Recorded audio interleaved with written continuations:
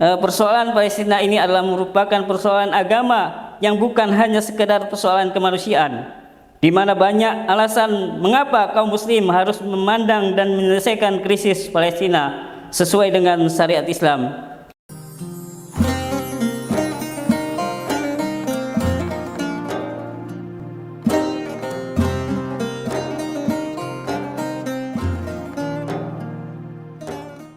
Assalamualaikum warahmatullahi wabarakatuh. Bismillahirrahmanirrahim. Alhamdulillahillazi an'ama alaina bi nikmatil iman wal islam. Asyhadu an la ilaha illallah wa asyhadu anna Muhammadan abduhu rasuluh allazi la nabiyya ba'dah.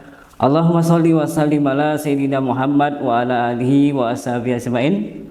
Alhamdulillah, syukur kita kepada Allah, Tuhan yang telah menciptakan kita. Salawat dan salam juga kita sampaikan kepada Rasulullah SAW yang telah membawa Islam kepada kita semuanya hingga nantinya akan menyelamatkan kita baik dunia maupun akhirat. Sahabat PC dimanapun berada, alhamdulillah tak terasa kita kembali dalam bedah buletin Kafah yang pada hari ini mengangkat tema menjernihkan persoalan Palestina. Sahabat PC dimanapun berada, agresi brutal dan keji Zionis Yahudi terhadap rakyat Palestina semakin menjadi-jadi. Lebih dari 8.100 jiwa wafat dan lebih dari 20.242 orang terluka. Serangan etnitas Yahudi kini merambah tepi barat yang telah merenggut korban jiwa 115 orang dan korban luka 2.150 orang. Sahabat PC dimanapun berada, sejauh ini para pemimpin dunia Islam masih membantu, namun mereka hanya menjadi macan podium dan macan kertas, menggertak di mimbar dengan omong besar, tetapi mereka melakukan tindakan yang tidak nyata untuk bisa menghentikan agresi kaum Zionis. Derita rakyat Palestina khususnya kaum muslim semakin bertambah dengan bertebarannya opini yang menyudutkan perjuangan dan nasib mereka. Banyak komentar dan pernyataan yang mana mengaburkan persoalan Palestina yang sebenarnya. Bahkan ada yang secara tega memfitnah para pejuang Islam.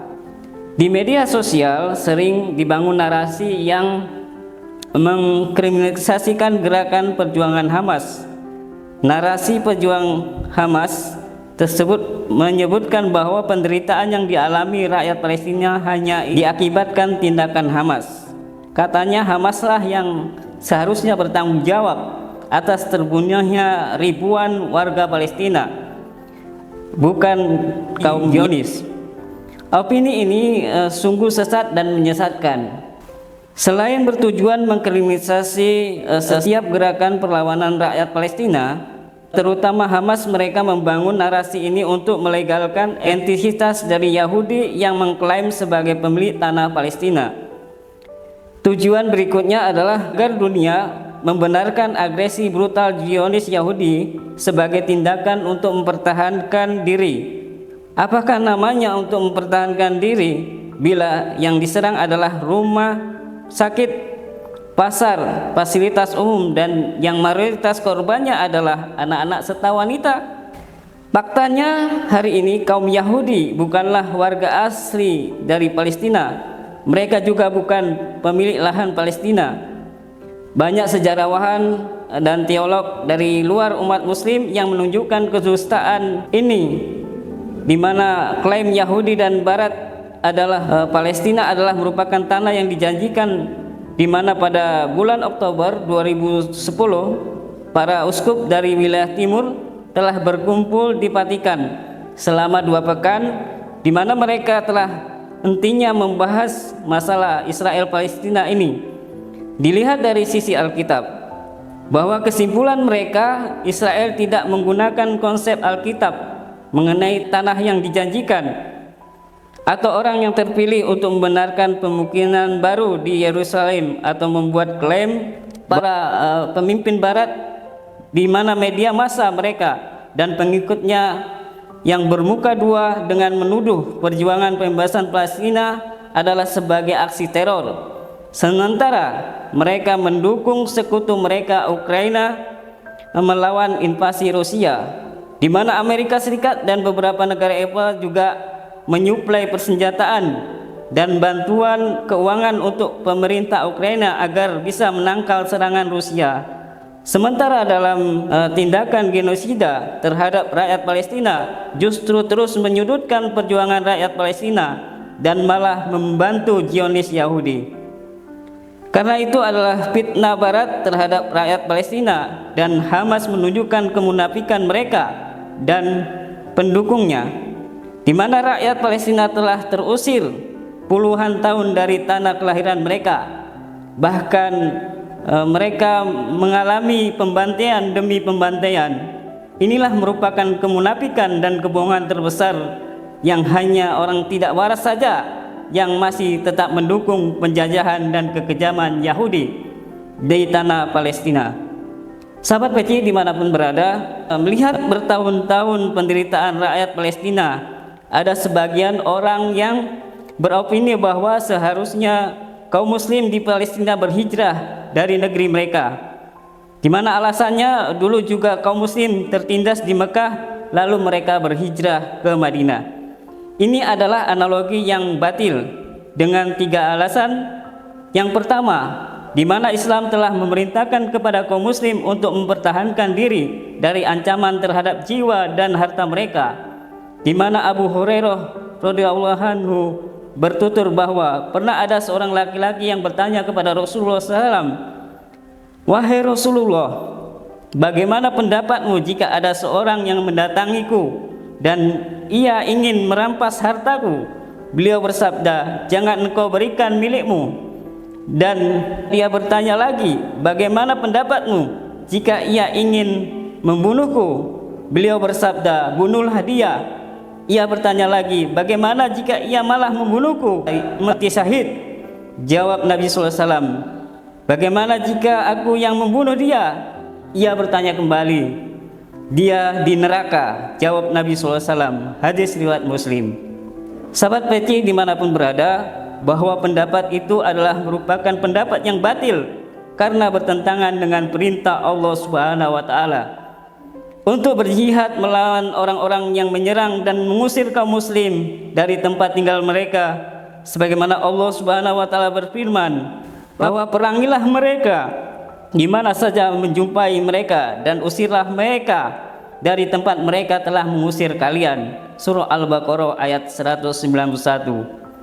Kemudian yang kedua, syariat Islam telah mewajibkan sesama muslim untuk saling memberikan bantuan kepada saudaranya yang membutuhkan pertolongan, di mana ketika kaum muslim di suatu negeri muslim tidak cukup kuat untuk mengusir kaum agresor, maka kewajiban berjihad ini meluas ke wilayah-wilayah sekitarnya. Maka karena itu wajib atas umat Islam, umat muslim di sekitar Palestina mengerahkan pasukan untuk mengusir etnitas Yahudi hingga tuntas, sebagaimana Allah Subhanahu wa Ta'ala berfirman bahwa jika mereka meminta pertolongan kepada kalian dalam urusan agama, maka kalian wajib menolong mereka. Quran surah Al-Anfal ayat 72. Kemudian yang ketiga, bahwa hijrah yang diwajibkan atas umat ini adalah berpindah dari negara kufur, yaitu Darul Kufur, menuju negara Islam atau Darul Islam. Ini adalah sebagaimana dahulu Rasulullah SAW dan kaum muslim berhijrah dari Mekah yang kala itu adalah Darul Kufur menuju ke Madinah yang kemudian menjadi negara Islam atau Darul Islam.